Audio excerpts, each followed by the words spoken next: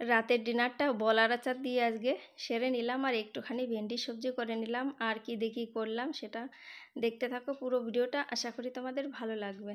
রাধে কৃষ্ণ বন্ধুরা, কেমন আছো সবাই? আশা করি ভালো আছো, সুস্থ আছো। আমরাও ভালো আছি। তো আজকে বলার আচার দিয়ে রুটি খাবো। কয়দিন ধরেই খাওয়া হচ্ছে, তা বানিয়ে তো ছিলাম, তা তোমাদের সঙ্গে শেয়ার করা হয়নি যে বলার আচারটা পরে কেমন হলো, তা সেটা আজকে তোমাদের সঙ্গে শেয়ার করব। আর এই যে এখন একটুখানি ভেন্ডির সবজি করে নেব, শুকনো শুকনো করে রুটির সবজি করে নেব ভেন্ডির। তা রুটি দিয়ে খেতে ভালো লাগবে। আর সকালবেলা যে সয়াবিন দিয়ে বিরিয়ানিটা রান্না করেছিলাম সেটা অনেকটাই বেঁচে গেছে, সেটা ছেলে খেয়ে নেবে। ওর আবার বিরিয়ানিটা খুব পছন্দ, তাই জন্য ও বলেছে আমি আর রুটি খাবো না, আমার এতেই হয়ে যাবে। তা ভাবছিলাম সকালবেলা তো ওই বিরিয়ানিটাই খাওয়া হয়েছে, সবজি টবজি আজকে যেহেতু কিছু খাওয়া হয়নি, তা একটুখানি দই থাকলে তাহলে অভিষেকের পাপা খেয়ে নিত, তা দইটাও নেই।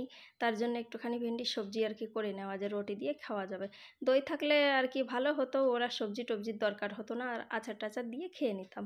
তা যেহেতু দইটাও আজকে শেষ হয়ে গেছে, দুধটা নিতে ভুলে গেছিলাম, তার জন্য তাই যে একটু পেঁয়াজ রসুন আর টমাটার দিয়ে ভেন্ডির সবজিটা আর কি ও পাশে বসিয়ে দিয়েছি। আর এখন ভাবছি আটাটাও মেখে নিই। আর এই রান্নাঘরে প্রচুর গরম তো, আর এখন সবারই একই অবস্থা, আমার মতো রান্নাঘরে এলেই মানে মনে হয় যে কখন রান্নাঘর থেকে বেরোবো, কখন রান্নাঘর থেকে বেরোবো, তাই না? সেরকমই একটা ব্যাপার হয়ে গেছে, প্রচণ্ড গরম হচ্ছে। এই যে এখন আমি আটাটা মাখছি, রান্নাটা করছি, পুরো গাটা ভিজে যাচ্ছে। যে মানে আগে কয়েকদিন তো রাত্রেবেলা চান না করে আর ঘুমোতে পারতাম না, এখন আর কি ও ড্রেসটা চেঞ্জ করে ফেলি। এখন আর কি মানে নতুন নতুন আর কি এসিটা কেনা হয়েছে, তো তার জন্য আর কি মানে চান করছি না, যে যদি পরে কোনো পরেশানি হয়ে যায়, মানে জ্বর টর এসে যায় নতুন নতুন, তো সেই জন্য।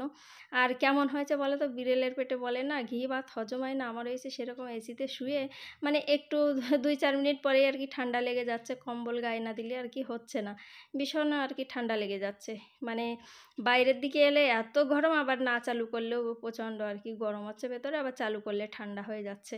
তা মানুষ বলে না বিড়ালের পেটে ঘি ভাত হজম হয় না, তা আমার হয়েছে সেই দশা। কী আর করা যাবে, এখন কিনে যখন ফেলেইছি তখন তো একটু একটু করে সহ্য করতেই হবে, কিছু আর করার নেই। তো সবজিটা প্রায় হয়ে এসছে, আর এদিকে আমি আটাটা মেখে আর কি রুটিটাও ওই যে বানিয়ে নিচ্ছি। ছোট্ট একটা ব্লগ, আশা করি তোমাদের ভালো লাগবে। রাত থেকে ওই মানে রাতের 1-2 ঘন্টা আর কি তোমাদের সঙ্গে একটুখানি শেয়ার করছি। সকালবেলার ব্লগটা আগের দিনকে ছেড়ে দিয়েছিলাম, তা ভাবছি রাত্রেও একটুখানি ব্লগ করে নিই। তা সেটাই, রাত্রে আমরা কি খাবার খাবো সেই জন্যই একটুখানি আর কি শ্যুট করে রেখেছিলাম। তা ব্যাস এক এক করে রুটিগুলো সব বানানো হয়ে গেছে, আর রুটিগুলো কিন্তু ফুলেও জবরদস্ত। এখানের গম কিন্তু ভালো, একেবারে রাজস্থানের গম কিন্তু ভীষণ ভালো হচ্ছে। আর আমরা একেবারে যখন মানে গমের বতর আসে তখনই আর কি কিনে রেখে দিই 1-2 কুইন্টাল, যা আমাদের দরকার হয় সেটা। ভেন্ডির সবজিটাও কিন্তু দেখতে ভীষণ ভালো হয়েছে। তা এখন আর কয়েকদিন ধরে কিচেন চিমনিটার উপরে আর কি মানে সেই লাইটটা জ্বলছে না, তার জন্য ভীষণ মানে ভিডিও শ্যুট করতে অসুবিধা হচ্ছে। তাই যে আমার রান্নাঘরটাও পরিষ্কার টরিষ্কার করা হয়ে গেছে। এখন আর কি ওই 9:30 মতো বেজে গেছে প্রায়। তা অভিষেকের পাপা এখনও আর কি আসেনি, এখন আসবে, তারপরে আর কি খাবার দাবার খাবো। এই যে কিচেন চিমনিটা আর কি মানে লাইটটা জ্বলছে না, আর এখানে জানলা নেই, তো তার জন্য ভীষণ অসুবিধা হয় রান্নাঘরে রান্না করতে। তাই যে ব্যাস এখন এই যে রাতের খাবার দাবার খাবো। আর এখন টেবিলে খাওয়া দাওয়া হচ্ছে না, তার কারণ হচ্ছে এই ঘরটাতে এসি লাগানোর পরে আর কি ঠান্ডা থাকে, তো এই জন্য এই ঘরটাতেই আমরা এখন খাবারটা খাওয়া স্টার্ট করেছি। নিচে বসে বসে আর কি খেয়ে নিই। আর এই যে দেখো সেই বলার আচারটা দেখেছো কি সুন্দর দেখতে লাগছে। আর বিশ্বাস করো এত ভালো খেতে হয়েছে, আগেও একবার বানিয়েছিলাম কিন্তু এত একটা ভালো খেতে হয়েছিল না। কিন্তু এইবারেরটা আমি একটু আমার নিজের মতো করে বানিয়েছি, তবে আমের আচারটার থেকেও এইটা বেশি ভালো হয়েছে। তো এখন এটা দিয়ে খাচ্ছি। অভিষেকের পাপারও কিন্তু ভীষণ পছন্দ। অভিষেক কিন্তু আগে খেত, এখন ওর আমের আচার পেয়ে গেছে, ওইটা দিয়েই খাবে। তা আজকে তো আর রুটি খাচ্ছে না, তার জন্য আর কি ও আর আচার খেলো না। তাই যে বলার আচার দেখো, এই যে সেই আটাটা ছিল, আটাটাও কিন্তু একেবারে শুকিয়ে গেছে, আটার সঙ্গে মানে আঁটির সঙ্গে এঁটে গেছে, আর জবরদস্ত হয়েছে খেতে। এভাবে তোমরাও বাড়িতে বানিয়ে খেতে পারো, কিন্তু ভীষণ ভালো লাগে রুটি দিয়ে। খাওয়া দাওয়ার পরে আমরা শুতে যাচ্ছিলাম, মানে একটু ফোন চালাচ্ছি, অভিষেকের পাপা বলছে তুমি কি আইসক্রিম খাবে?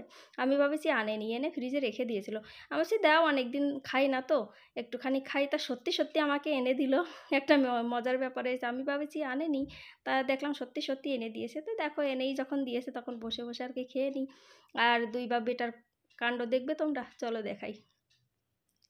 এই দেখো সব কম্বল মুড়ি দিয়ে দিয়ে এখন আর কি যার যার মতো শেষে ফোন চালাচ্ছে, আর আমি আর কি আইসক্রিম খাচ্ছি। ছেলেটাও আইসক্রিম খেয়েই আর কি ফোন চালাতে বসে গেছে। তো ঠিক আছে বন্ধুরা, আজকের মতো এইটুকুই। সবাই ভালো থেকো, সুস্থ থেকো, পরের একটা ব্লগে আবার দেখা হবে। ভালো লাগলে চ্যানেলটা সাবস্ক্রাইব করে দিও। ওকে, রাধে রাধে।